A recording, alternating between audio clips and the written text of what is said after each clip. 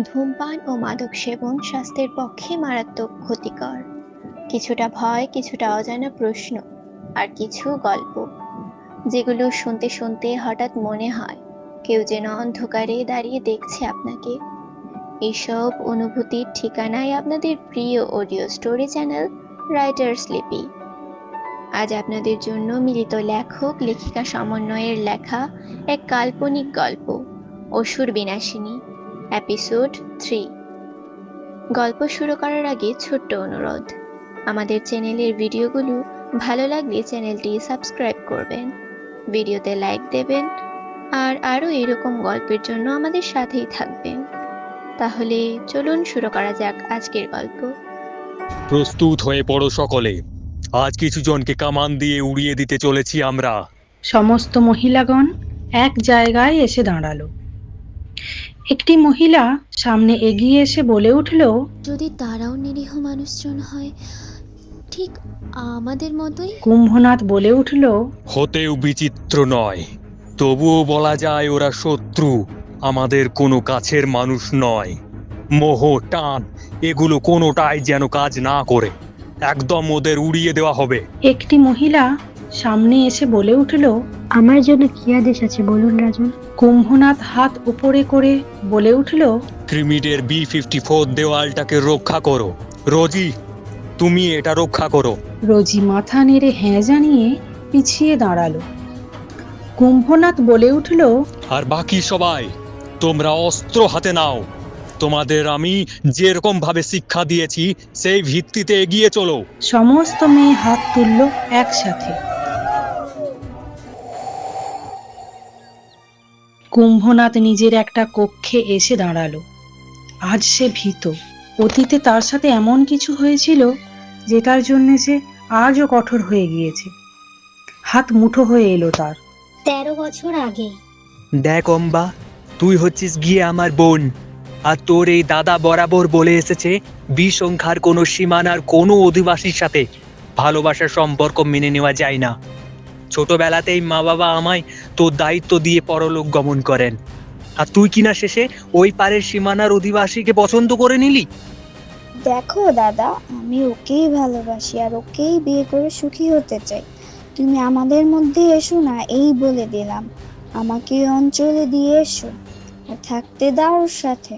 আমরা একে অপরকে খুব ভালোবাসি। তোর এই কথা আমি পালন করতে পারবো না। তাহলে আমি নিজের ইচ্ছায় যাব। তুমি কেন, এই এলাকার কেউ আমায় বাধা দিতে পারবে না। এই বলে চলে গেল। কুম্ভনাথ চিৎকার করে বলে উঠল, অম্বা!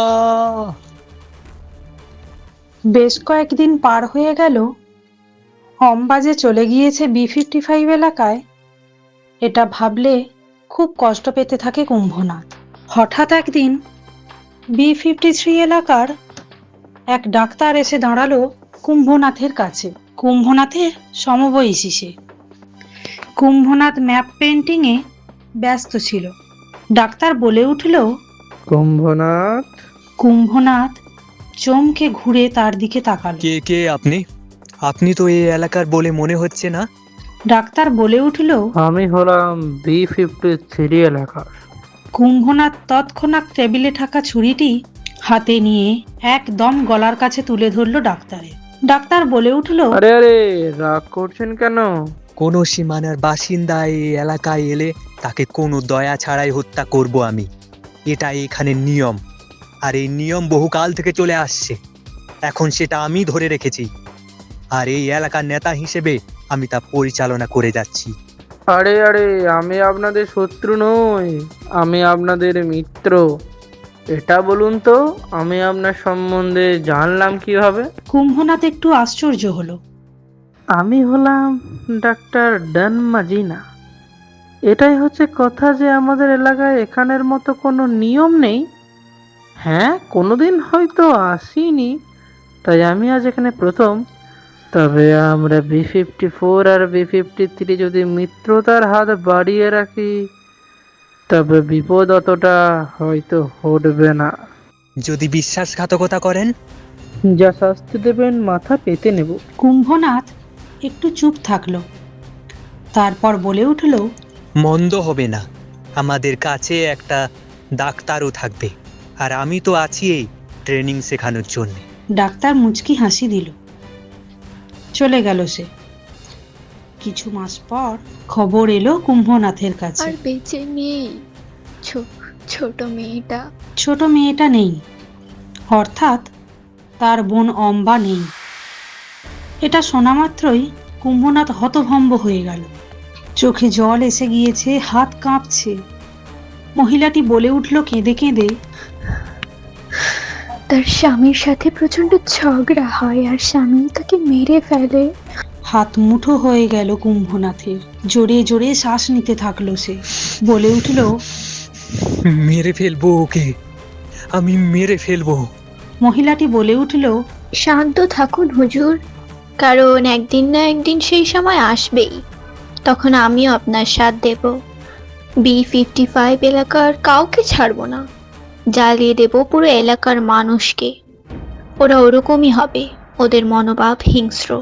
বর্তমান দাঁত কড়মড় করে বলে উঠল। প্রতিশোধ নেব। হঠাৎ চন্দ্রিমা এসে বলল, চলুন বাইরে, ওরা এসে গিয়েছে। বাইরে বেরিয়ে এলো কুম্ভনাথ।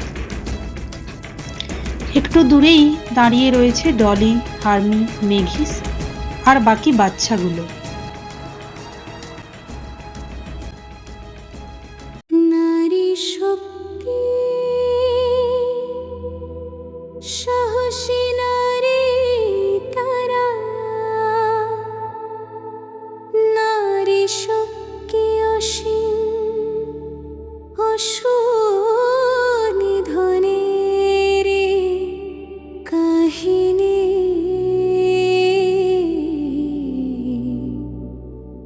অসুর বিনাশিনী, অসুর বিনাশিনী।